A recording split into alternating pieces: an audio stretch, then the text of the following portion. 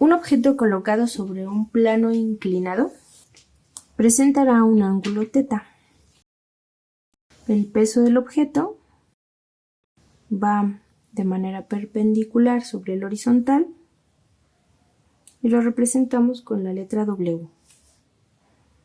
Este peso presentará una componente en Y y una componente en X. Opuesto al componente sobre el eje Y, tendríamos la fuerza normal, que es la fuerza que se opone al peso del objeto.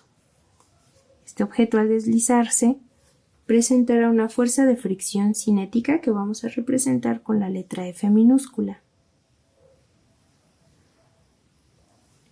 Entonces tendríamos las siguientes fórmulas.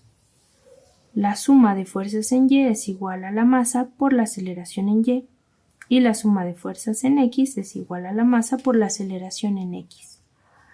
La fuerza normal de un objeto que no esté en un plano inclinado es solamente la masa por la gravedad. Pero si el objeto se encuentra sobre un plano inclinado, entonces será la masa por la gravedad menos la fuerza del seno de θ, es decir, la componente en el eje Y. La fuerza de fricción cinética dependerá de dos cosas, de la fuerza normal y de algo a lo que vamos a llamar coeficiente de fricción cinética. Este coeficiente de fricción cinética es particular de cada uno de los materiales y lo vamos a encontrar en algunas tablas. Cuando realicemos ejercicios que lo necesiten, el mismo ejercicio nos lo proporciona o nos va a indicar dónde debemos de buscar este dato, este coeficiente de fricción cinética. Tenemos por otro lado que para calcular la aceleración vamos a utilizar la fuerza por el coseno del ángulo menos el coeficiente de fricción cinética por la fuerza normal entre la masa. Para calcular la componente en X tenemos la masa por la gravedad por el seno del ángulo y la componente en Y, la masa por la gravedad por el coseno del ángulo. El siguiente ejemplo, donde aplicaremos las leyes de Newton sobre un plano inclinado, dice lo siguiente. Sobre un objeto de 18 kilogramos que se desliza sobre una superficie, se aplica una fuerza de 40 newtons a 30 grados con la horizontal. Calcula la aceleración si el coeficiente de fricción cinética es igual a 0.1. El coeficiente de fricción cinética no tiene unidades. Tenemos los siguientes datos. La masa del objeto, que son 18 kilogramos. La fuerza que se está aplicando, que son 40 newtons. El ángulo de inclinación de 30 grados. Y el dato de la gravedad, que no nos lo proporcionan, pero ya lo conocemos. 9.81 metros sobre segundo al cuadrado.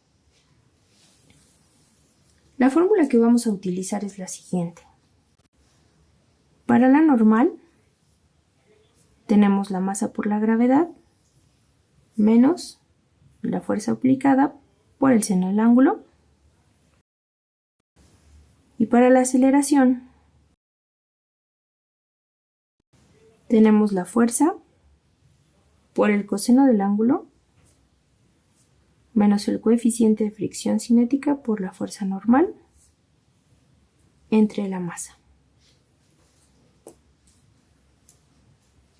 Haciendo la sustitución de valores en las fórmulas, vamos a tener lo siguiente. La fuerza normal es igual a la masa, que son 18 kilogramos, por la gravedad de 9.81 metros sobre segundo al cuadrado, menos la fuerza de 40 newtons por el seno de los 30 grados. Y eso nos va a dar como resultado 156.4 newtons para la fuerza normal. Ya que hemos calculado este dato, entonces vamos a calcular la aceleración sustituyendo.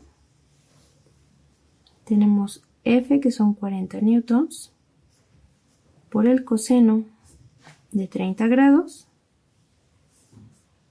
menos el coeficiente de fricción cinética, que es 0.1, por la fuerza normal que acabamos de calcular, 156.4 newtons.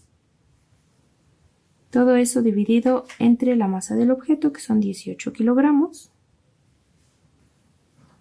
Y nos da una aceleración de 1.05 metros sobre segundo al cuadrado. Y ya resolvimos el problema.